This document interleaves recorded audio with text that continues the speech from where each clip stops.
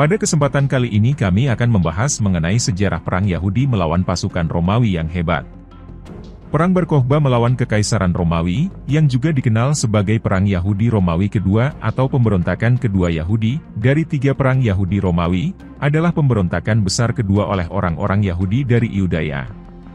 Sumber-sumber lain menyebutnya Revolusi Ketiga, karena dihitung pula kerusuhan-kerusuhan tahun 115 hingga 117, Perang Kitos, yang ditindas oleh Jenderal Quintus Lucius Quietus yang memerintah provinsi ini pada waktu itu. Setelah penghancuran Yerusalem pada 70 Masehi sebagai akibat dari gagalnya Perang Besar Yahudi, Sanhedrin di Amnia, atau Yavne, memberikan bimbingan rohani bagi bangsa Yahudi, baik di Yudea maupun di seluruh diaspora. Penguasa Romawi mengambil langkah-langkah untuk mengawasi provinsi yang suka memberontak itu.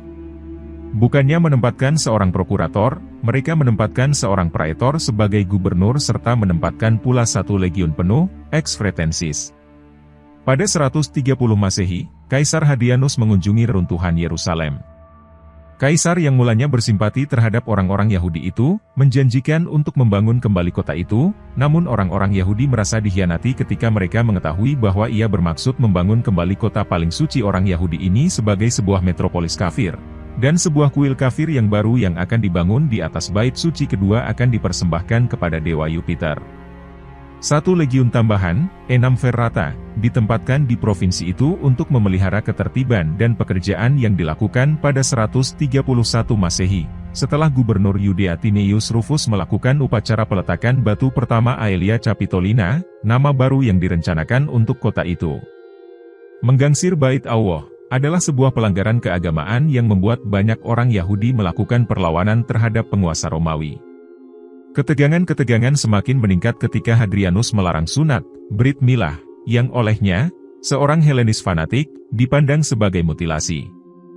Sebuah mata uang Romawi yang bertulisan Aelia Capitolina dikeluarkan pada 132 Masehi.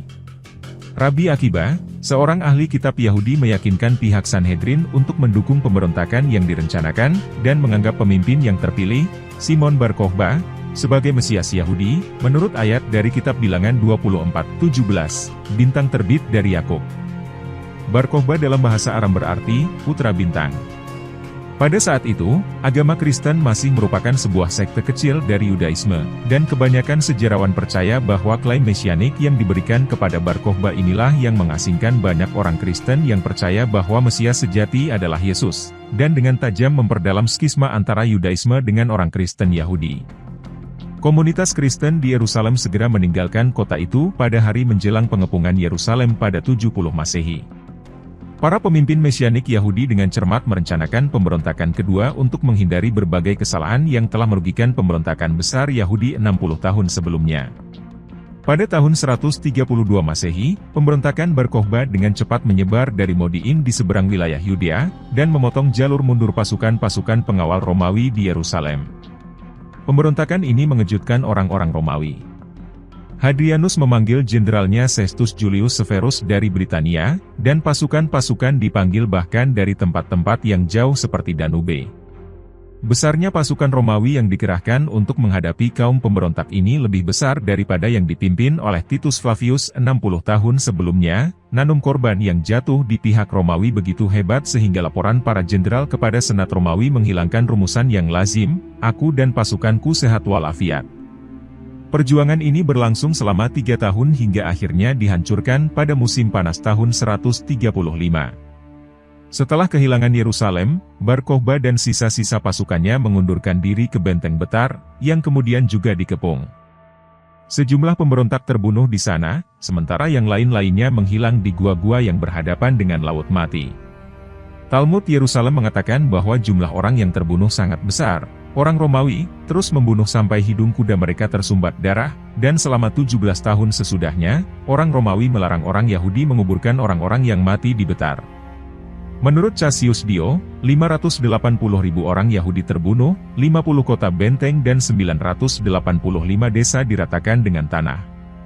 Hadrianus berusaha membasmi Yudaisme, yang dipandangnya sebagai penyebab pemberontakan yang terus-menerus. Ia melarang hukum Taurat, kalender Yahudi dan menghukum mati para ahli Yudaisme. Gulungan suci dibakar dalam sebuah upacara di Gunung Bait Allah. Di bekas tempat kudus Bait Allah, ia menempatkan 2 buah patung, patung Dewa Yupiter, dan patung dirinya sendiri. Untuk menghapuskan setiap ingatan tentang Yudea, ia menghapus nama itu dari peta dan menggantinya dengan nama Syria Palestina, sebagai suatu peringatan yang menghina bagi orang-orang Yahudi akan musuhnya pada zaman kuno, orang-orang Filistin, yang saat itu sudah lama musnah. Ia membangun kembali Yerusalem sebagai sebuah polis Romawi yang bernama Aelia Capitolina, dan orang-orang Yahudi dilarang memasukinya. Belakangan mereka diizinkan meratapi kekalahan mereka yang memalukan setahun sekali pada Tisha B'Av. Lihat Tembok Barat, atau Tembok Ratapan. 2. Orang Yahudi tetap tersebar selama hampir 2000 tahun. Setelah diusirnya orang-orang Yahudi dari Spanyol pada 1492 sebagai akibat dari Inkuisisi Spanyol, juga pada Tisha B'Av, Kerajaan Ottoman yang sedang bangkit menyambut orang-orang Yahudi, dan bersama penaklukannya ke wilayah-wilayah di sekitar Palestina pada 1517. Kerajaan itu, di bawah Sulaiman, mulai mengizinkan orang Yahudi dalam jumlah yang terus bertambah untuk kembali ke Palestina. Orang-orang Yahudi membangun kembali negara Israel pada 1948. Betar menjadi lambang perlawanan Yahudi. Para sejarawan Yahudi modern kini menganggap Perang Bar Kokhba sebagai peristiwa sejarah yang menentukan. Kehancuran hebat dan kematian yang diakibatkan oleh pemberontakan ini telah membuat banyak ahli menetapkan waktu permulaan diaspora Yahudi pada tahun 135, bukan waktu yang dianut secara tradisional yaitu kehancuran Bait Allah pada tahun 70 Masehi. Mereka mencatat bahwa, berbeda dengan keadaan setelah revolusi yang dicatat oleh Yosefus, mayoritas penduduk Yahudi di Yudea dibunuh, dibuang, atau dijual dalam perbudakan. Setelah Perang Bar Kokhba dan pimpinan agama dan politik Yahudi ditindas dengan jauh lebih brutal dan total. Setelah pemberontakan itu, kekuasaan Yahudi beralih kepada komunitas Yahudi Babel dan para sarjananya.